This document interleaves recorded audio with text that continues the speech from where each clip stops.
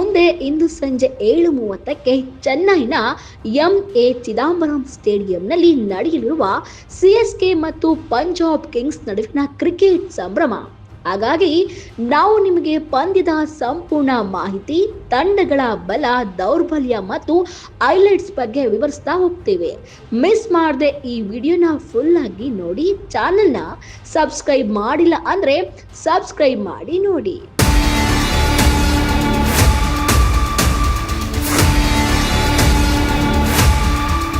ಹೌದು, Chennai super king ತಮ್ಮ ಮೊದಲ ಹೋಮ್ ಪಂದ್ಯದಲ್ಲಿ ಪಂಜಾಬ್ ಕಿಂಗ್ಸ್ನ ವಿರುದ್ಧ ಆಟ ಆಡಲು ಸಜ್ಜಾಗ್ತಾ ಇದೆ. ಇಂದಿನ ಪಂದ್ಯದಲ್ಲಿ ಸಿಎಸ್ಕೆ ರಾಜಸ್ಥಾನ್ ರಾಯಲ್ಸ್ ವಿರುದ್ಧ 127 ರನ್ಗಳಿಗೆ ಆಲ್ಔಟ್ ಆಗಿ 8 ವಿಕೆಟ್ಗಳಿಂದ ಸೋಲು ಅನುಭವಿಸಿತ್ತು.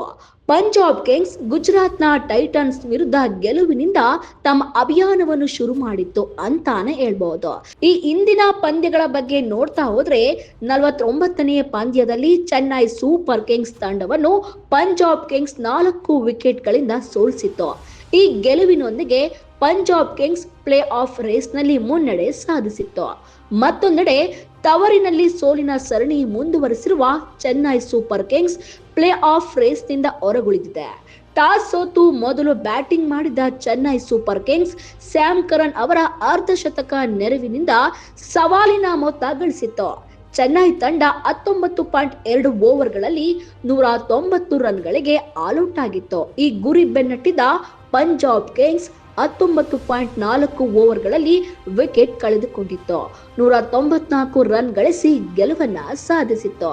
ಇನ್ನು ಸಿಎಸ್ಕೆ ಬ್ಯಾಟರ್ಸ್ ಮತ್ತು ವಿಕೆಟ್ ಕೀಪರ್ಸ್ ಯಾರೆಲ್ಲ ಇದ್ದಾರೆ ಅಂದ್ರೆ ಋತುರಾಜ್ ಗಾಯಕ್ವಾಡ್ ನಾಯಕ, MS Dhoni, Sanju Samson, Dewald Brevis, Ayush Mhatre, Kartik Sharma, Sarfaraz Khan, Urvil Patel, Shivam Dube, Jamie Overton, Matthew Shorts, Jack Foulkes, Prashant Veer, Aman Khan, Anshul Kamboj, Ramakrishna Ghosh, Khaleel Ahmed, Mukesh Choudhary, Gurjapneet Singh, Rahul Chahar, Shreyas Gopal, Noor Ahmad, Akeal Hosein, Matt Henry, Nathan ಎಲಿಸ್.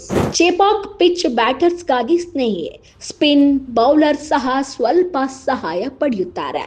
Long ಹಿಟ್ಸ್ಗಳು stroke play ಸುಲಭವಾಗಿ ಕಾಣಿಸ್ತವೆ. ಉಚ್ಚ ಸ್ಕೋರ್ ಪಂದ್ಯದ ನಿರೀಕ್ಷೆ ಮಾಡಬಹುದು.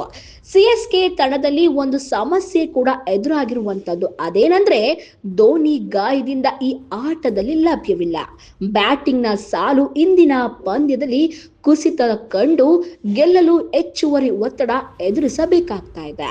ಋತುರಾಜ್ ನಾಯಕತ್ವವನ್ನು ನಿಭಾಯಿಸ್ತಾ ಇದ್ದಾರೆ.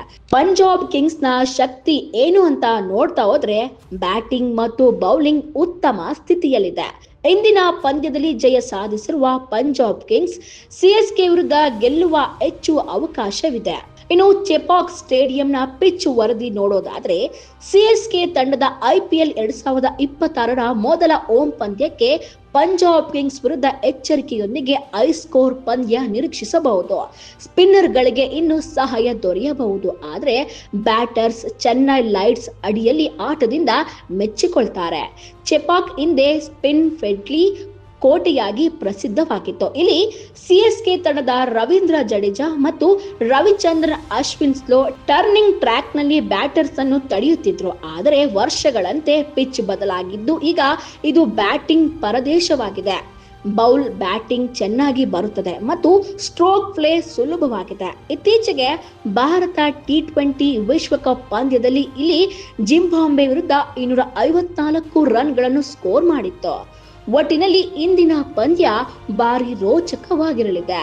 ಸಿಎಸ್ಕೆ ತಮ್ಮ ತವರಿನಲ್ಲಿ ಮರಳಿ ಗೆಲುವಿನ ಹಾದಿ ಹಿಡಿಯುತ್ತದೆಯೇ ಅಥವಾ ಪಂಜಾಬ್ ಕಿಂಗ್ಸ್ ಮತ್ತೆ ಮೇಲುಗೈ ಸಾಧಿಸುತ್ತದೆಯೇ ಅನ್ನೋದನ್ನ ಕಾದು ನೋಡಬೇಕಾಗಿದೆ.